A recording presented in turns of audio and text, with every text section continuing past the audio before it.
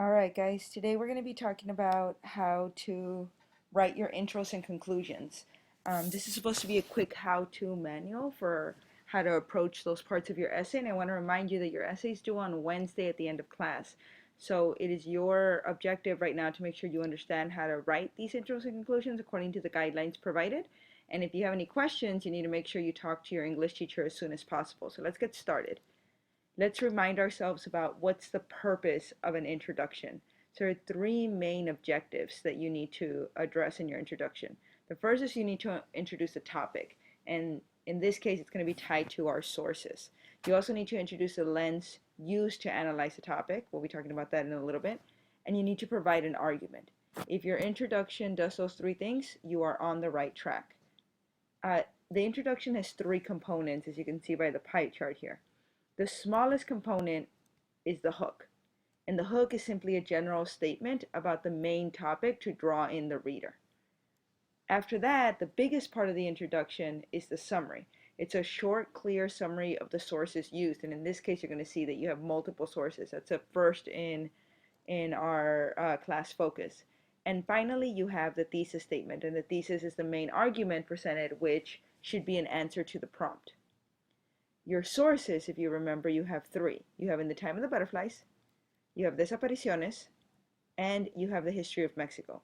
You are expected to address all three sources, not only within your introduction, but also within your body paragraphs. Some of the sources, namely In the Time of the Butterflies, will probably be addressed twice in your body paragraphs. Now, to step back, you need to remember the prompt. So you are supposed to write an essay that answers how do artists explore the theme of rebellion through their work. And we talked about how the artists are either Julia Alvarez for In the Time of the Butterflies, Rubén Blades for the song Desapariciones, or Diego Rivera for the History of Mexico mural. This is something that you always should have in your head as you write. If you are not writing about how artists explore the theme of rebellion through their work, something has gone wrong.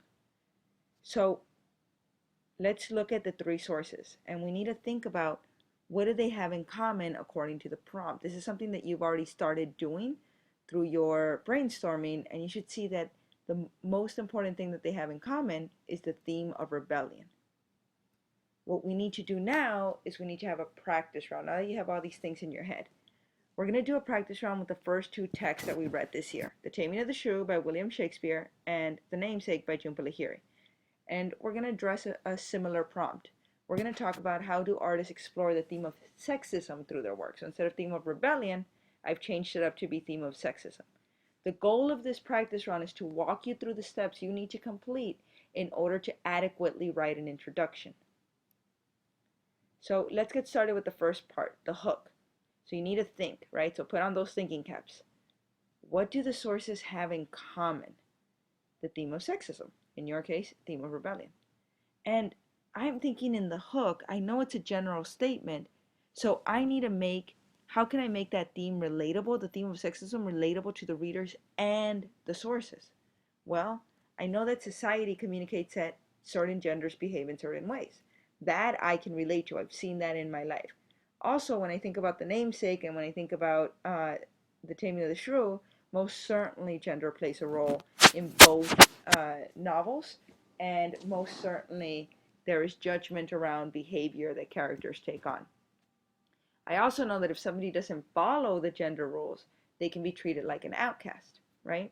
So now that I have my brainstorm, now that I've thought about what the sources have in common and how that theme is relatable to the readers and the sources, I'm ready to write a hook draft.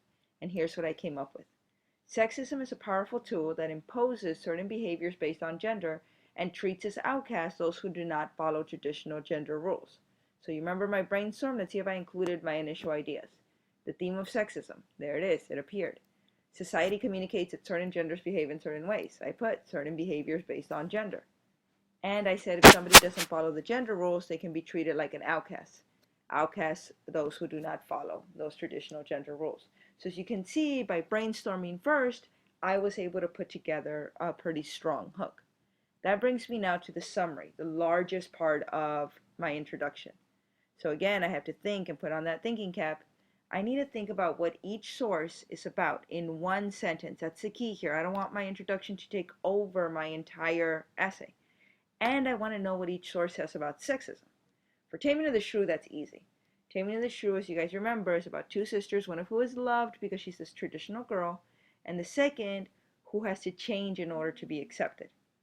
Now, the namesake's a little bit more difficult because it's mostly about this guy named Gogol who redeems himself with the reader after a long search for his identity, but it also talks about his wife, Mashumi, who reconnects him with his culture, and she's represented in a negative light because of her sexual identity. Now that I've brainstormed this, I can try to put together a summary draft. And you're going to see that just like in the previous slide, I had my Taming of the Shrew in purple and my namesake summary in red, you're going to see that appearing in my draft. But you're also going to see that I added a few extra sentences just for the purposes of flow. So I started off with two authors who explore gender roles and the impact of sexism are William Shakespeare in his play The Taming of the Shrew and Jhumpa Lahiri through her novel The Namesake. So just to set it up for the reader, here's what I'm talking about. The Taming of the Shrew tells the story of two sisters, Bianca, who is loved because she is a traditional girl, and Catherine, who has to change to be accepted. So I've added the names of the sisters because I'm probably going to reference them in my body paragraphs, so the reader needs to know their names. The namesake addresses sexism less directly. I apologize. The should not be there. Should just say less directly. So again, this is a transition sentence to make things flow better. Although the novel is mostly about a young man, Gogol, who redeems himself with the reader after a long search for his identity, the readers also meet his wife, Mashumi, who is presented in a negative light because of her sexual identity. And again, you see, because I brainstormed, because I thought about things before, my summary makes much more sense. That brings me now to my thesis statement.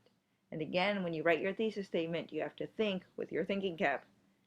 And I need to think about the prompt. And I need to think, what argument is each author presenting about the theme of sexism? And my initial thought is, if a female character is unwilling to change her behavior to suit the men around her, she will be rejected by both other characters and the reader. Right? So I'm thinking about the characters that are presented in this argument. So in writing that argument, I was thinking specifically about Catherine, Petruchio, Mashumi, and Gogol, because Catherine and Mashumi don't really change their behaviors to accommodate for Petruchio and Gogol.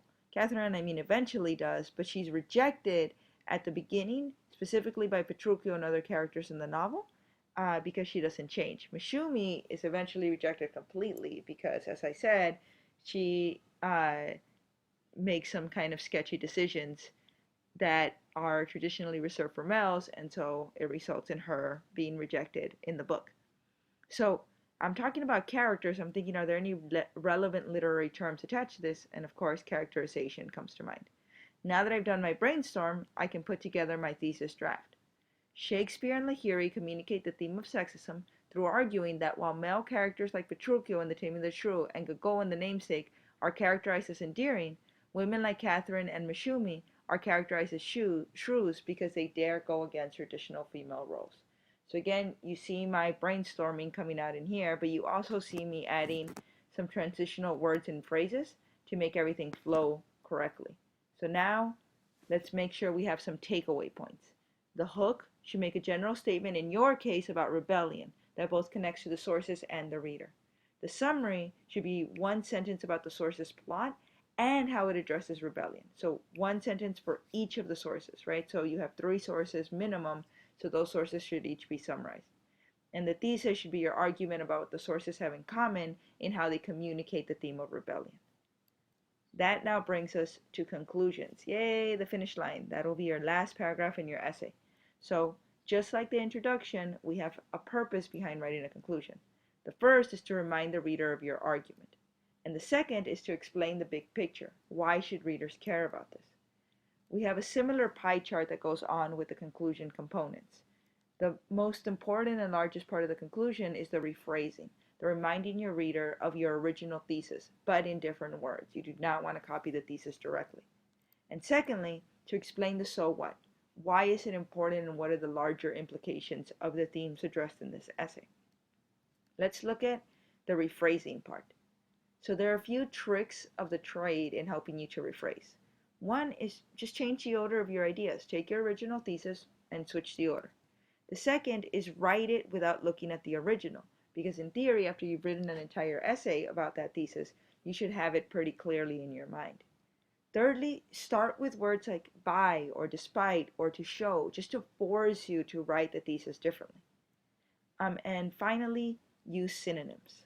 So here we have my original thesis. Shakespeare and Lahiri communicate the theme of sexism through arguing that while the male characters like Petruchio and the Taming of the Shrew and Gogol and the Namesake are characterized as endearing, women like Catherine and Mashumi are characterized as shrews because they dare go against traditional female roles. I have three rephrasing examples, each with not only using synonyms, but also trying to use those three words that I suggested, by, despite, and to show. So my first rephrasing is, by presenting Mashumi and Catherine as shrews and Gogol and Petruchio as appealing, both authors send the message that only women who follow traditional roles should be accepted by society. The second is, despite providing Catherine and Mashumi a key role in the writing, Shakespeare and Lahiri show that these women are not as valued as the key male characters, Petruchio and Gogol. Finally, to show the importance of following traditional gender roles, Shakespeare and Lahiri present Catherine and Mashumi as characters in need of an attitude adjustment while presenting the male counterparts as complex and likable. This takes some time, so give yourself some time to play with the rephrasing. It's okay to edit and revise as you go along. Now, we have to approach the final part of the conclusion, the so what. So again, think with those thinking caps. Remind yourself of the connecting theme. In my case, it's a theme of sexism. In your case, theme of rebellion. And ask, why is it important to think critically about this theme? Why should readers care about sexism? What implications does it have in their own life? And here's what I came up with. Because sexism is still present in society, it is important for readers to think critically about the double standards authors use when developing their characters so that readers can avoid sexist conclusions. And now I have a complete introduction. And just like with my introduction, complete conclusion. And just like with my introduction, I need to read it all together to make sure that it flows. So here we have, by presenting Mashumi and Catherine as shrews and Gogol and Petruchio as appealing, both authors send the message that only women who follow traditional gender roles should be accepted by society. Because sexism is still present in society, it is important for readers to think critically about the double standard authors use when developing their characters so that readers can avoid sexist conclusions. So in general, this seems like a pretty decent conclusion, and now I am done. I'm now going to turn it over to you guys so that you can try to do the same thing with your own writing. All right? Thank you guys, and good luck.